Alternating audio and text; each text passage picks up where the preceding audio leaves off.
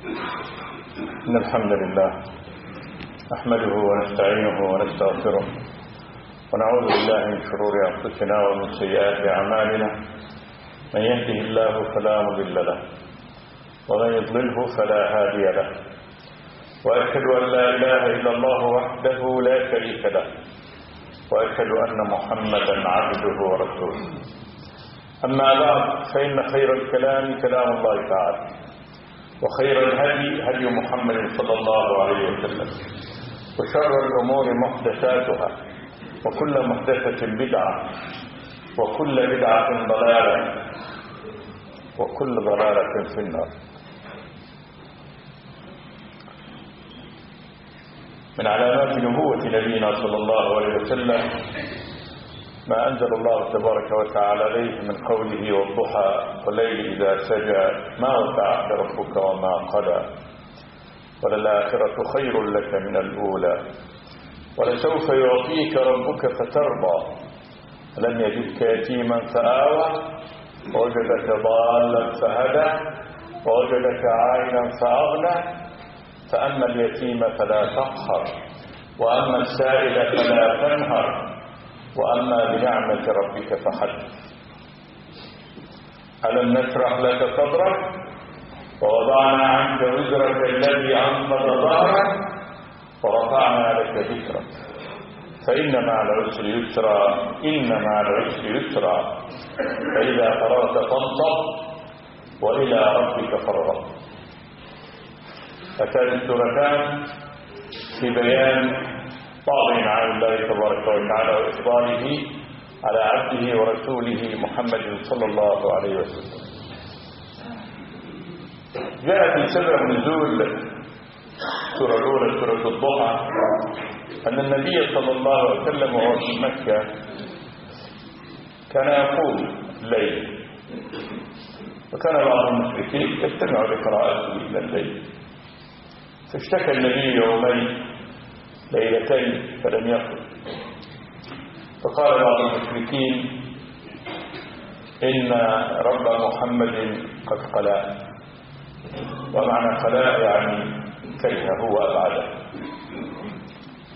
فأنزل الله تبارك وتعالى هذه السورة ردا على كلام المشركين الذين كانوا ينتظرون أن يقطع يعني حبل النبي صلى الله عليه وسلم بربه جل وعلا، وأن أمره إنما هو أيام سينتهي، وقال انتظروا به يعني ريب المنون أنه إذا مات انقطع أثره وأنه أيام ينتهي.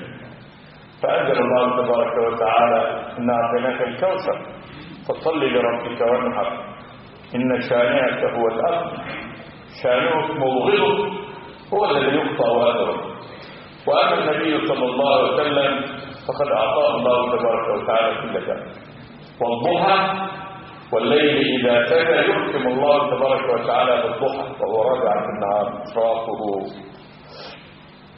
والليل إذا سجى وضحى النهار وضوءه آية من آيات الله تبارك وتعالى ونعمة من نعمه تبارك وتعالى لولاها ما استمرت الحياة على الأرض. وكذلك الليل، ومن آياته الليل والنهار والشمس والقمر لا تسجدوا للشمس ولا للقمر واسجدوا لله الذي خلقهن إن كنتم إياه تعبدون. قل أرأيتم إن جعل الله عليكم النهار قل أرأيتم إن جعل الله عليكم الليل سرمدا إلى يوم القيامة من إله غير الله يأتيكم بضياء أفلا تسمعون. قل أرأيتم إن جعل الله عليكم النهار سرمدا إلى يوم القيامة من إله غير الله يأتيكم بليل تسكنون فيه أفلا تبصرون.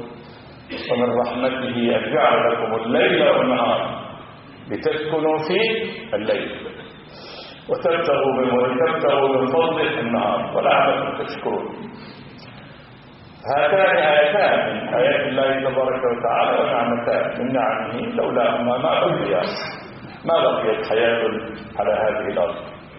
والله يقسم بمخلوقاته تعظيما لنفسه سبحانه وتعالى، فإن هذه المخلوقات عظيمة، خلق الله عظيم وعندما يقسم الله تبارك وتعالى بشيء من مخلوقاته فيعظم نفسه سبحانه وتعالى بأنه خالق الحق. أقسم الله تبارك وتعالى بهاتين الآيتين العظيمتين والضحى والليل إذا سجى، ثم جاء المقسم عليه ما ودعك ربك وما خلق.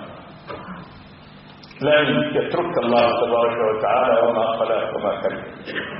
وللآخرة خير لك من الأولى، أي أن ما أعده الله تبارك وتعالى لك في الآخرة خير مما أعطاته في هذه الدنيا. وقد جاء أن الله تبارك وتعالى أعطى رسوله صلى الله عليه وسلم في الآخرة ما لم يعطي أحدا من العالمين. فإن الله تبارك وتعالى قد قال له من الليل فتهجد به نافلة لك عسى أن يبعثك ربك مقاما محمود. المقام المحمود أول شيء منزلة في الجنة. قال النبي منزلة في الجنة لا تنبغي إلا لعبد من عباد الله وأرجو أن أكون أنا به. ورجاء النبي في محله، فإن الله تبارك وتعالى قد وعده هذا الوعد ووعده صادق. هذا أول مقام محمود للنبي، هذه المنزلة. وقد جاء في هذه المنزلة أن النبي رأى في نومه صلوات الله وسلامه عليه كما جاء في الحديث تاني الليلة آتية، هذا في النوم، فقال لي انطلق يعني اخرج معنا. هذه رحلة يعني رؤية منامية للنبي صلوات الله وسلامه. يقول فانطلقت معهما فإذا أنا برجل ملقا على قفاه وآخر قائم على رأسه بكلوب. والكلوب هو هذه الحديدة المعقوفة التي كما يعلق الجزار الذبيحة، هذا الكلوب يدخله في شقه فيشرشره إلى قفاه. ويشرشره لأن هذا لا يقطع قطع السكين وإنما قطعه يكون غير مستوي. قال فيشرشره إلى قفاه ثم يضعه في منخره فيشرشره إلى قفاه ثم يضعه في عينه فيشرشره إلى قفاه. فإذا تم هذا الجانب انتقل إلى الجانب الآخر، جانب الأيسر، فيفعل نفس الفعل، يدخله في فمه فيشرشره بهذا الكلوب إلى قفاه. يقول فإذا انتهى منه عاد الأول كما كان، يعني عاد الأول سليما فيرجع إليه مرة ثانية على هذا. يقول النبي فقلت سبحان الله ما هذا؟ فقال لي انطلق انطلق. يقول فانطلقنا فإذا رجل ملقا أيضا على قفاه وآخر قائم على رأسه بحجر فيضربه بهذا الحجر فيتهدهد الحجر، يعني يتكسر قطع، ويهشم رأسه فيذهب فيجمع هذه الأحجار حتى ترجع حجرا يعني كاملا. فإذا رجعت رأسه كما كانت فيضرب يعني الضربة الثانية. فقلت ما هذا؟ فقال لي انطلق انطلق. يقول فانطلقنا فإذا مثل التنور هو هذا الفرن الذي على هيئة ما يصنع فيه هذا الخبز الذي يسمونه الخبز الإيراني له قوة. يقول فنظرت فيه فإذا فيه رجال ونساء عراة يأتيهم لهب من أسفل منهم فيضوضوا يعني يخرجون ضوضاء يعني من التراب الرجال والنساء. فقلت سبحان الله ما هذا؟ فقال لي انطلق. فأتينا على مثل البحر من الدم وإذا رجل جالس على حافته وعنده أحجار وإذا آخر سابح فيه يدفع ثم يعود إلى هذا الجانب فيظهر له فاه، معنى يظهر فاه فأنه يعني يفتح له فمه فيضربه بالحجر في فمه فيأخذه ويذهب ثم يعود فيظهر له فاه مرة ثانية فيضربه. فقلت سبحان الله ما هذا؟ فقال لي انطلق. يقول فأتينا فإذا مثل الروضة، والروضة هي قال فيها من كل نوع الربيع، وإذا رجل جالس وحوله كأكثر أطفال رأيتهم قط، حول أطفال كثيرين، أكثر أطفال يقول رأيتهم في حياتي. يقول فقلت ما هذا؟ فقال لي الفلك. يقول فسمع بصري، يعني وهو في هذا المكان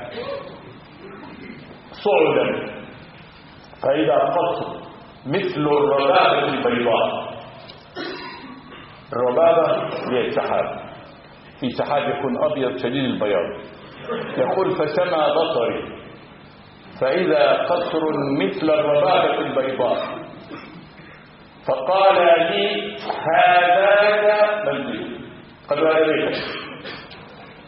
فقلت لهم إذا دعاني أدخله، يعني اتركوني أدخله. فقالوا لي ليس الآن وإنك داخله. قالوا ما تدخل الحين لكن أنت داخله. فقلت لهم فإني قد رأيت الليلة عجبا. قال أما إنا سنخبره، يعني خلونا أنا شفت عجب من أول ما أخذتمان. قال فإنا سنخبره. أما الرجل الذي رأيته في الروضة فإبراهيم عليه السلام، وأما هؤلاء الأولاد الذين حوله فكل من لم يبلغ الحلم، يعني الأطفال الذين ماتوا قبل الحلم، فهؤلاء يدخلون الجنة. فقال الصحابة والنبي يحدث يا رسول الله وأولاد المشركين، يعني إذا كان الأولاد الذين لم يبلغوا الحلم أولاد المشركين معهم ولا أولاد المسلمين فقط؟ فقال النبي وأولاد المشركين، يعني أنه أولاد المشركين كذلك الذين لم يبلغوا الحلم معهم إذا يدخلون الجنة. ثم قال له أما الرجل الذي رأيته منطلق، يعني على قفاه وآخر يقوم على فمه يشرشره، قال فهذا الرجل من أمتي يصبح فيكذب الكذبة فتبلغ الآثار. قالوا هذا رجل يعني من المسلمين وليس من الكفار، بعذاب للمسلمين لأهل الذنوب والمعاصي. فهذا ذنبه أنه يصبح يكذب الكذبة تبلغ الآثار، يعني آثار في الأرض، فهذا عذاب. وأما الرجل الذي رأيته يضرب بالحجر في رأسه فهذا الرجل من أمتك ينام عن الصلاة المكتوبة. هذا بينام عن الصلاة المكتوبة المفروضة كصلاة الفجر مثلا صلاة العصر وأي صلاة، ويأخذ القرآن فيرفضه، يأخذ القرآن فيرفضه إلى رفضه، يعني تركه وإهماله ونسيانه. وأما الذين رأيته في التنور فهؤلاء الزناة والزواني. وأما الذي رأيته سابحا في بحر الدم فهذا آكل الربا. فهذه أيضا معاصي من كبار الذنوب، وهذه ذنوب أصحابه. هذا الذي رآه النبي بعينه وبعينه في النوم ورؤيا النبي حق هو من ذلك، والذي قال له الله تبارك وتعالى فيها ومن الليل فتهجد به نافلة لك عسى أن يبعثك ربك مقام محمود. هذا المقام المحمود. وأما المقام المحمود الآخر للنبي صلوات الله وسلامه عليه فهي الشفاعة، الشفاعة العظمى التي ذكرها الله له ولم ينلها أي نبي أو رسول قبل النبي محمد صلى الله عليه وسلم. فإن النبي حدث فقال صلوات الله وسلامه عليه يقوم الناس يوم القيامة عراة حفاة غرلا، يعني غير مختونين، يسمعهم الداعي وينفذهم البصر. داعي واحد لما يتكلم يسمع الجميع، وينفذهم البصر قيل وصل كل أحد، يعني كل إنسان يستطيع أن ينظر إلى آخر من في الموت. يقومون على أرض بيضاء ليس فيها علم لأحد، تدنو الشمس من الرؤوس حتى تكون قدر ميل. قال جاء الراوي الحديث لا أدري عن ميل المكحلة يوصل إلى هذا الميل الذي يكحل به العين أم ميل المسافة، فيأخذهم العرق منهم من يأخذه العرق إلى كعبيه، ومنهم من يأخذه العرق إلى ركبتيه، ومنهم من يأخذه العرق إلى حقويه، ومنهم من يأخذه العرق إلى ثدييه، ومنهم من يلجمه العرق، ومنهم من يغط في عرقه رفيقه، فيمكثون ما شاء الله أن يمكثوا. ثم يقول بعضهم لبعض: ألا نذهب لنرى من يشفع لنا عند الله؟ يقول: فيأتون آدم، من بعد أن آدم هو أبو البشر، يأتونه فيقول: يا آدم أنت أبو البشر، خلقك الله بيديه وأسجد لك ملائكة وعلمك أسماء كل شيء، ألا ترى ما نحن فيه؟ ألا ترى ما قد بلغنا؟ ألا تشفع لنا عند الله؟ فيقول لهم: وهل أخرجكم من الجنة إلا خطيئة أبيكم آدم؟ ثم يقول لهم: إن ربي قد غضب اليوم غضبا لم يغضب قبله مثله ولن يغضب بعده مثله، وإني قد أعطيت ربي فأكلت من الشجرة التي نهاني أن آكل منها. ذهبوا إلى غيره، ذهبوا إلى نوح، أول رسول أرسله الله إلى أهل الأرض. نفسي نفسي نفسي، يعني يقول الآن أنا شأني شأن نفسي وليس يعني شغلا بشأن غيري. فيأتون نوح فيقول: يا نوح أنت الذي سماك الله عبدا شكورا، ويثنون عليه ويقول له: ألا ترى ما قد بلغنا؟ ألا ترى ما نحن فيه؟ ألا تشفع لنا عند الله؟ فيقول نفس المقال: إن ربي قد غضب اليوم غضبا لم يغضب قبله مثله ولن يغضب بعده مثله، وإني أعطيت ربي فدعوت على قوله. ذهبوا يا ربي، نفسي نفسي نفسي. ذهبوا إلى إبراهيم خليل الرحمن، فيأتون إبراهيم ويثنون عليه: يا إبراهيم أنت خليل الرحمن، ألا ترى ما نحن فيه؟ ألا ترى ما قد بلغنا؟ ألا تشفع لنا عند الله؟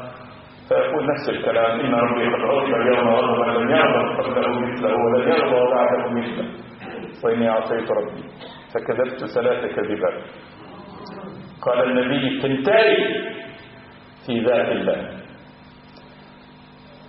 وهي قوله عندما أراد أن يحطم أصنامهم ليرجع قومه إلى رشدهم وعقولهم، قال لهم وهو في بيت أصنامهم: إني سقيم. قال الله: تولوا عنهم سقيما من مريض فكوني هناك، أبيت هذه الليلة هنا.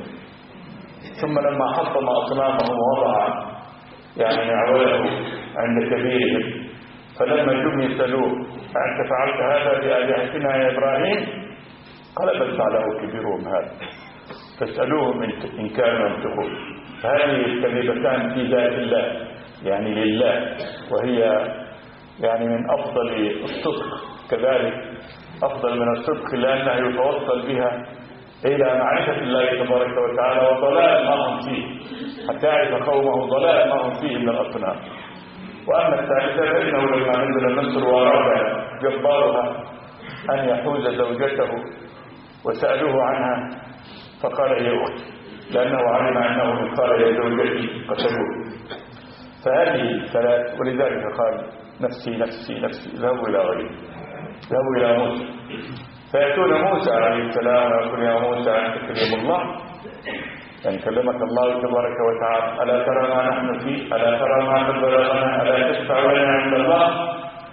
فيقول: إن ربي قد غضب اليوم غضبا لم يغضب قبله مثله ولن يغضب بعده مثله، وإني أعطيت ربي فقتلت نفسا لم أؤمر بقتلها. وهي قتله لفرعوني الذي كان يتقاتل مع الإسرائيلي، دفعه موسى عنه لما استغاث به الذي من شيعته هو الإسرائيلي، دفعه موسى كما قال جل وعلا: فوكزه موسى، وكزه دفعه بعصاه فقضى عليه، لكن كانت فيها يعني قتله، علما أن هذا القتل وليس قتل عن قتل شبه عنه، ولكنه يقول يعني أنا قتلت نفسا لم أؤمر بقتله، ولذلك لما قتله قال: ربي إني ظلمت نفسي فاغفر لي. قال الله تبارك وتعالى: فغفر له إنه هو الغفور الرحيم. أما ثم يقول لهم: ذهبوا إلى غيره، ذهبوا إلى عيسى، روح الله كلمته، فيأتون عيسى فيقول يا عيسى أنت روح الله وأنت كلمته ألقى إلى مريم ألا ترى ما نحن فيه ألا ترى ما قد بلغنا ألا تشفع لنا عند الله فأقول إن ربي قد غضب اليوم غضبا لم يغضب قبله مثله ولن يغضب بعده مثله ولا يذكر خطيئة لم تكن له خطيئة يذكرها ولكن يقول اذهبوا إلى محمد عبد غفر له ما تقدم من ذنبه وما تأخر. وهذا الوصف للنبي محمد لم ينله أحد قط. فإن الله لم يخبر أحدا من أنبيائه ومن رسله أن ذنبه كله مغفور ما سلف وما سيأتي إلا النبي محمد. فإن الله قال له إنا فتحنا لك فتحا مبينا ليغفر لك الله ما تقدم من ذنبك وما تأخر ويتم نعمته عليك ويهديك صراطا مستقيما. فلم يكن هذا لأحد قط من رسل الله وأنبيائه إلا النبي محمد الذي قال الله هذه قال هذا عبد قد غفر الله له ما تقدم من ذنبه وما تأخر له إليه. يقول النبي فيأتون إليه وكذلك يثنون على النبي وهو فيه فيقول النبي أنا له. يعني إن الله تبارك وتعالى يعني قد ادخر له هذا الموقع قال له. فيقوم النبي صلوات الله وسلامه عليه يقول فأسجد تحت عرش ربي سبحانه ويلهمني من تسبيحه وتحميده أشياء لا أعلمها الآن. يعني أن الله يلهمه من التسبيح والتحميد يقول أشياء لا أعلمها الآن. يعني أنها تكون يعني هذا الإلهام في هذا الوقت الذي هو ساجد فيه. ثم يقال يا محمد ارفع رأسك أي من السجود وسل تعطى واشفع في شفع. فأقول يا رب أمتي فيقال لي أدخل من لا حساب عليه من أمتك من الباب الأيمن في الجنة أشرف أبوابها هذا. وهم شركاء الناس فيما سوى ذلك من الأبواب بأول الشفاعة إدخال من لا حساب عليه. هؤلاء اللي هم قال النبي فيه يدخل من أمة الجنة 70,000 وجوههم كالبدر ليلة التين وهؤلاء يدخلون دون مناقشة يعني حساب أو سابقة عذاب. يعني لم يسبق لهم عذاب يعني لا في قبورهم ولا على الصراط ولا على الجسر وكذلك لا يحاسبون يعني لا وإنما فقط يعرضون عرضا ثم يدخلون الجنة. أول شيء هذا شفاعة النبي صلوات الله وسلامه عليه. يقول ثم أعود فأسجد يعني تحت عرش ربي ويلهمني الله من تسبيحه وتحميده أشياء لا أعلمها الآن. ثم يقال مرة ثانية هل يا محمد ارفع رأسك وسل تعطى واشفع في شفع. فأقول أي ربي أمتي.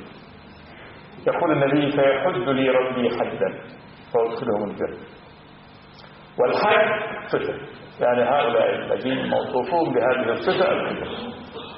فالشفاعة كلها لله تبارك وتعالى. الله هو الذي يرضى عن الشافع أولا ثم يأذن للمشفوع. فالذي يؤذن له بالشفاعة ثم يحل له الحد الذي يشفع فيه. ولا يشفع النبي يعني من عنده في من يشاء لا. قل لله الشفاعة جميعا. فالشفاعة كلها لله. فالله الذي يأذن للشافع وكذلك يرضى عن المشفوع فيه ويحل فيحل. الله تبارك وتعالى رسوله يحدث فيدخلهم الجنة. هذا هو المقام المحمود. كذلك المقام الثاني المحمود الذي يحمد النبي عليه كل أهل الإسلام. كل هؤلاء يحمدون أنه هو الذي تقدم للشفاعة بين يدي الله تبارك وتعالى. فهذا من عطاء الله عز وجل لرسوله. قال له الله سوف يعطيك ربك فترضى في الآخرة. ولذلك لما خير النبي صلوات الله وسلامه عليه بين الدنيا والآخرة بين البقاء في الدنيا إلى الوقت الذي يريد أن يفارقه وبين الآخرة وهذا عندها فقال صلى الله عليه وسلم في الرسمية الآخر وأشار بإصبعه. تقول أم المؤمنين عائشة رضي الله تعالى عنها كنت مسندته على صدري فرفع رأسه وقال في الرفيق الأعلى يقول فعلمت أنه لا يختارنا، اختارنا عند الله تبارك وتعالى. فالله سبحانه وتعالى أخبر بأنه سوف يعطي النبي ولسوف يعطيك ربك فترضى. هذا عطاؤه في الآخرة أو من عطائه في الآخرة. وأما عطاؤه في الدنيا فكذلك لا حصر له. قال له الله لم نشرح لك صدرك ووضعنا عنك وزرك الذي أنقض ظهرك ورفعنا لك ذكرك. فهذا من العطاء رفع الذكر. لم يذكر أحد في العالمين ما ذكر النبي محمد صلوات الله وسلامه عليه. فإن الله سبحانه وتعالى جعله في الأرض ذكره مقرون بذكر الله تبارك وتعالى. نقول أشهد أن لا إله إلا الله وأشهد أن محمد رسول الله. ويذكره الذاكرون من أهل الأقوال الطاهرة المسلمون يذكرونه صباح مساء في كل جنبات الأرض ويصلون عليه. وأقول من الأقوال الطاهرة. أما الأقوال النجسة التي ابتدأت شركا وعفونا فإن هذه قد يشتمون النبي وقد يسبونه، هذا لا عبرة لهم. وأما رفع ذكر النبي فإنه بالأقوال الطاهرة وبالقلوب العامرة في الإيمان، قلوب أهل الإسلام، وهذول خير البرية. إن الذين كفروا من أهل الكتاب والمشركين في نار جهنم خالدين فيها أولئك هم شر البرية. شر الخلق هذا لا وزن لهم. إن الذين آمنوا وعملوا الصالحات أولئك هم خير البرية. فخير البرايا الخلق هم أهل الإيمان والعمل الصالح. وهؤلاء الذين رفع الله تبارك وتعالى ذكر النبي على ألسنته فيذكرونه. ذكر النبي قبل أن يوجد وذكره الله في وجوده وذكره الله تبارك وتعالى بعد وجوده. فإنه ما من نبي أرسله الله تبارك وتعالى إلا وأخذ عليه العهد والميثاق أنه إن بعث النبي وهو حي أن يؤمن به. وإذا أخذ الله ميثاق النبيين لما آتيتكم من كتاب وحكمة ثم جاءكم رسول مصدق لما معكم لتؤمنن به ولتنصرنه. قال أقررتم وأخذتم على ذلكم إصري قالوا أقررنا قال فاشهدوا وأنا معكم من الشاهدين. فمذكور النبي قبل وجود ومذكور في حياته صلوات الله وسلامه عليه. رفع الله تبارك وتعالى ذكره صلى الله عليه وسلم. هذا مما أعطى ولسوف يعطيك ربك فترضى. كذلك عطاء الله تبارك وتعالى له في أمته. فإن الله تبارك وتعالى قال النبي إننا سنرضيك في أمتك، يعني ما ترضى به بالنسبة لأمتك سنرضيك. فقد أعطاه الله تبارك وتعالى. ولذلك أصبحت أمته أكثر الأمم عددا في دخول الجنة. قال النبي صلوات الله وسلامه عليه والله إني لا أرجو أن تكونوا شطر أهل الجنة فكبروا. ثم قال والله إني لا أرجو أن تكونوا ثلثي أهل الجنة. فثلثي أهل الجنة كلهم من أتباع النبي محمد صلوات الله وسلامه عليه، والثلث الآخر إنما هم من أتباع كل الرسل والأنبياء. فهذا النبي أشار الله تبارك وتعالى. هاتان السورتان ينبغي أن نقرأ هاتين السورتين والضحى وألم نشرح لك صدرك، ففيهما إعلان من الله تبارك وتعالى بما من الله تبارك وتعالى به على عبده ورسوله محمد صلوات الله وسلامه عليه، والذي تحقق قريبا نراه بعيننا. كان المشركين ينتظرون ان هذا النبي يعني كان يوم ينتهي امره ويعني يخفى ذكره وينتشر خلاص ويندثر ذكره، وإذا بالله تبارك وتعالى يقول هذا الكلام ينزل على النبي وهو في مكة محاصر في عدد قليل من أصحابه محاصرون مضطهدون. ثم كان هذا قول الله تبارك وتعالى. أقول نحن نرى نرى الآن بعض ما أعطى الله تبارك وتعالى رسوله في هذه الدنيا، وهذا من علامات نبوته، وأنه رسول الله حقا وصدقا صلوات الله وسلامه عليه. أقول قولي هذا، استغفر الله واستغفر.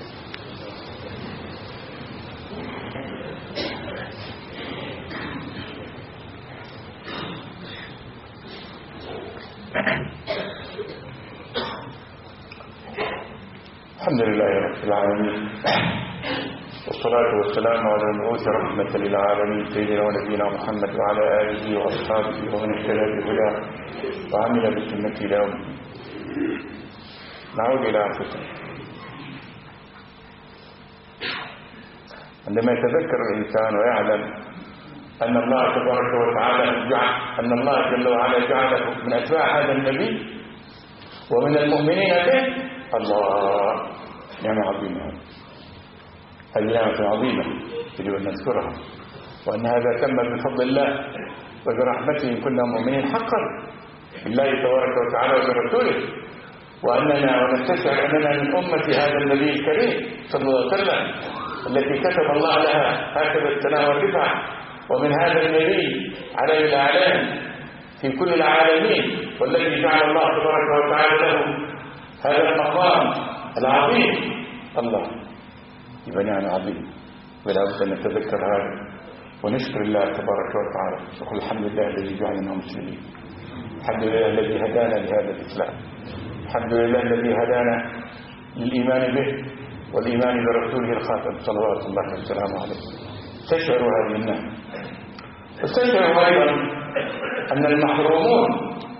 أن المحرومين من هذه النعمة كثير قد حرمه الله سبحانه وتعالى منها، لم يره النبي صلى الله عليه وسلم.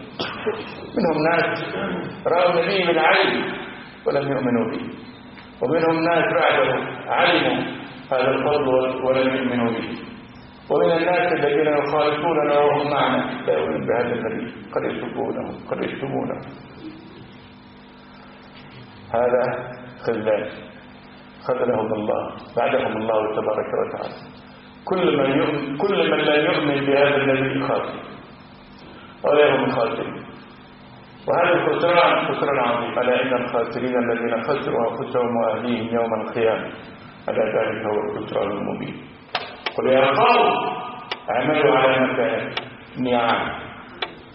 الله قال لنبيه قل يا قوم اعملوا على مكانتكم امشوا على الطريق المنشور الذي تريدونه إني عامل، فسوف تعلمون من يأتيه عذاب يخزيه ويحل عليه عذاب مقيم.